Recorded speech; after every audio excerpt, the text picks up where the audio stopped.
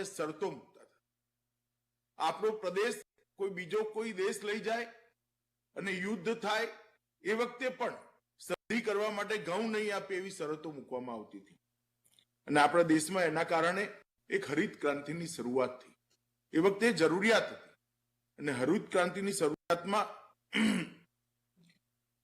રાસાયણિક ખાતરોના ઉપયોગની પણ શરૂઆત થઈ.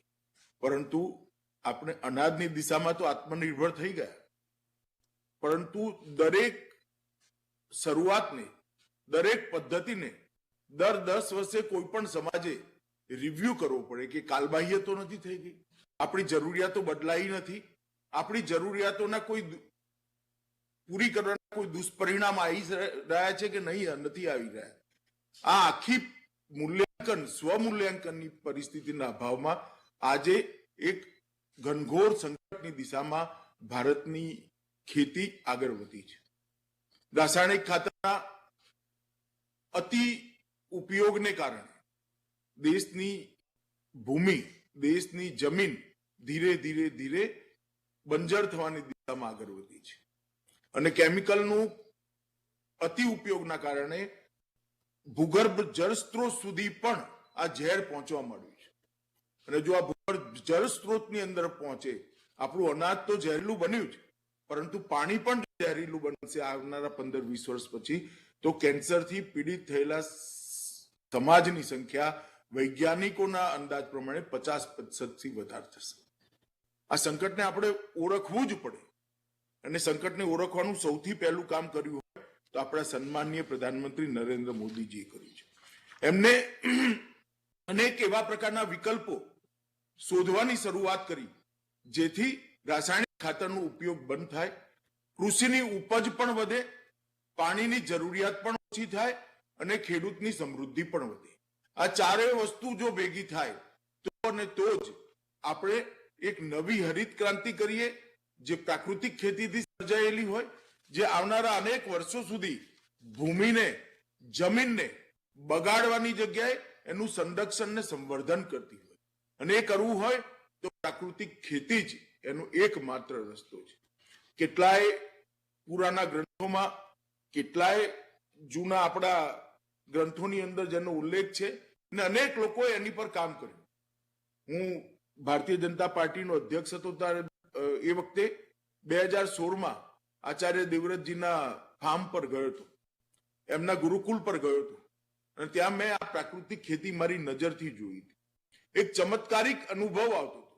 એના વૈજ્ઞાનિક પુરાવાઓ આચાર્યજીએ સંકલિત કર્યા અને વૈજ્ઞાનિક પુરાવાનું એનાલિસિસ દેશના અનેક વૈજ્ઞાનિકોએ કર્યું. એમાં દક્ષિણ ભારતના પણ વૈજ્ઞાનિક હતા, પશ્ચિમ ભારતના પણ વૈજ્ઞાનિક હતા, ઉત્તર ભારતના પણ વૈજ્ઞાનિક હતા. એ સૌએ એકઠા મળી અને સર્ટિફાઈડ કર્યું કે પ્રાકૃતિક ખેતીથી જમીન બગડતી અટકે છે, રાસાયણિક પદાર્થો આપણા અનાજ, ફળફળાદી અને દાળ, તેલ, ઘઉં એ બધાની અંદર રાસાયણિક પદાર્થો આવતા અટકે છે, આપણું સ્વાસ્થ્ય સારું થાય છે, ખેતીની ઉપજ વધે છે, ખેડૂતની સમૃદ્ધિ વધે છે, પાણીનો ઉપયોગ ઓછો થાય છે અને જમીન વધુ ઉર્વરક થાય છે.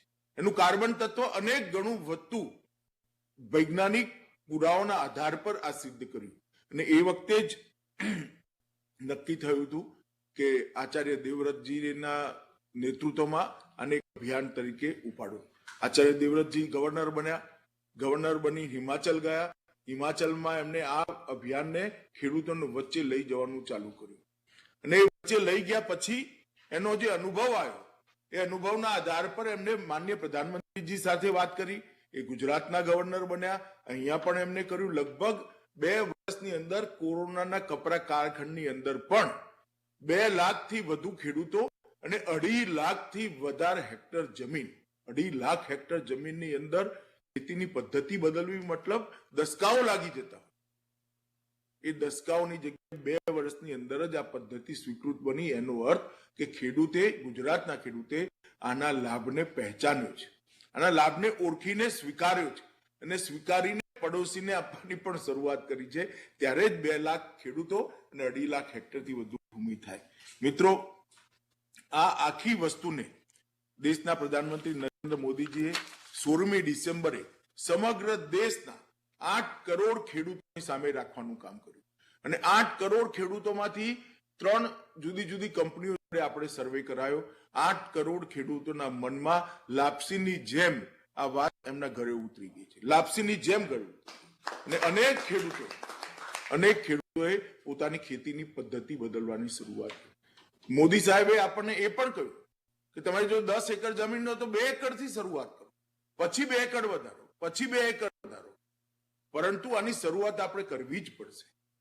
જો અન્નદાતા પણ ભવિષ્યનું નહીં વિચારે, અન્નદાતા પણ દેશનું નહીં વિચારે, અન્નદાતા પણ પૃથ્વીનું નહીં વિચારે, તો આપણે ઘોર સંકટ તરફ ધસી જઈશું. અને ગુજરાતની અંદર જ્યાં 1200 ફૂટ નીચે પાણી ગયું છે, આપણે આવનારી 7મી પેઢીનું પાણી પી રહ્યા છે.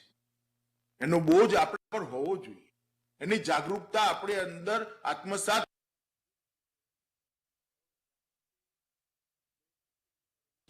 અને આપણી સ્વીકાર્યતા પણ વધારવી પડશે.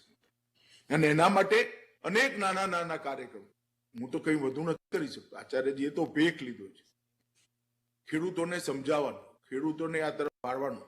પરંતુ હું ગાંધીનગર લોકસભા ક્ષેત્રના સંસદ સદસ્ય તરીકે કમસે કમ મારા લોકસભા ક્ષેત્રની અંદર આ પ્રાકૃતિક ખેતીને આગળ વધારી શકું કે ના વધારી શકું. તો મેં સંસદ સભ્ય તરીકે એક નિર્ણય કર્યો છે કે મારા મતક્ષેત્રની અંદર 2025 સુધીમાં કમસે કમ 50% ખેડૂતો પ્રાકૃતિક ખેતીનો સ્વીકાર કરે એ દિશામાં આગળ વધવાનો મારી પોતાની ફરજ તરીકે મેં સ્વીકાર્યો. અને આજથી ઉત્તરાયણના શુભ દિને આજ એની શરૂઆત થઈ રહી છે.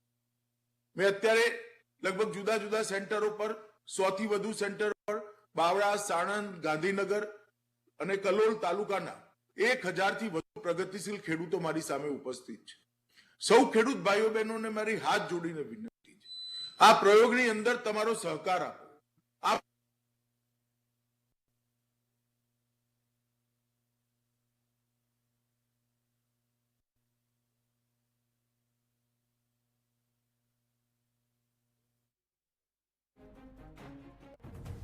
તો કેન્દ્રીય ગૃહ પ્રધાન અમિત શાહ ગાંધીનગરમાં કે જ્યાં તેમણે પ્રાકૃતિક ખેતીના ઉપયોગથી જમીન બચાવી શકાય અને ખાસ કરીને પ્રાકૃતિક ખેતી પર ભાર આપવા માટે તેમણે આહવાન કર્યું છે. ખાસ કરીને પ્રાકૃતિક ખેતીના ફાયદા ગણાવતા કહ્યું છે કે તેના કારણે ઉપજ વધે છે, પાણીનો ઉપયોગ પણ ઓછો થાય છે. તો પ્રાકૃતિક ખેતીને પ્રોત્સાહન આપવા અમિત શાહે આહવાન કર્યું છે. ગૃહપ્રધાન અમિત શાહનો ખેડૂતો સાથે સીધો સંવાદ કે જેમાં નેચરલ ફાર્મિંગ ટુ ફાર્મર સેમિનારનું આયોજન કરવામાં આવેલું છે. તો ખેડૂતો માટેના પ્રાકૃતિક ખેતીના કાર્યક્રમમાં કેન્દ્રીય ગૃહપ્રધાન અમિત શાહનું સંબોધન, જેમાં ખેડૂતોને પ્રાકૃતિક ખેતી તરફ વાળવાનો તેમણે પ્રયાસ કર્યો અને કહ્યું કે અનેક ખેડૂતો પ્રાકૃતિક ખેતી તરફ વળી રહ્યા છે અને પ્રાકૃતિક ખેતીના ઉપયોગથી જમીન બચાવી શકાય છે. અને આ સાથે ખેડૂતોને વધુમાં વધુ પ્રાકૃતિક ખેતી તરફ વળવા માટે આહવાન કર્યું.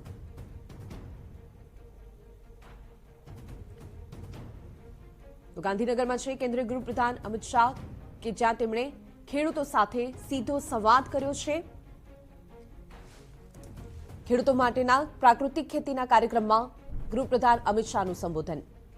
આ સાથે તેમણે જણાવ્યું છે કે પ્રાકૃતિક ખેતી તરફ વધુમાં વધુ ખેડૂતો વળે અને રાસાયણિક ખાતરને કારણે જમીન પણ ખરાબ થઈ રહી છે, જેથી પ્રાકૃતિક ખેતીનો ઉપયોગ કરીને જમીનને પણ બચાવી શકાય છે.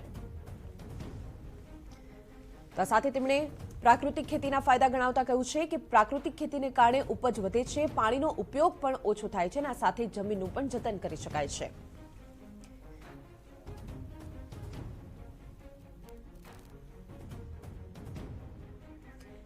તો નેચરલ ફાર્મિંગ ટુ ફાર્મર સેમિનારનું આયોજન કે જેમાં કેન્દ્રીય ગૃહપ્રધાન અમિત શાહે સંબોધન કર્યું. ખેડૂતોને પ્રાકૃતિક ખેતી તરફ વાળવાનો તેમણે પ્રયાસ કર્યો અને આ સાથે ખેડૂતો સાથે સીધો સંવાદ કરતા તેમણે કહ્યું કે વધુમાં વધુ ખેડૂતો પ્રાકૃતિક ખેતીનો ઉપયોગ કરે, જેના કારણે જમીનને બચાવી શકાય. આ સાથે તેના કારણે ઉપજ પણ વધે છે અને પાણીનો ઉપયોગ પણ ઓછો થાય છે.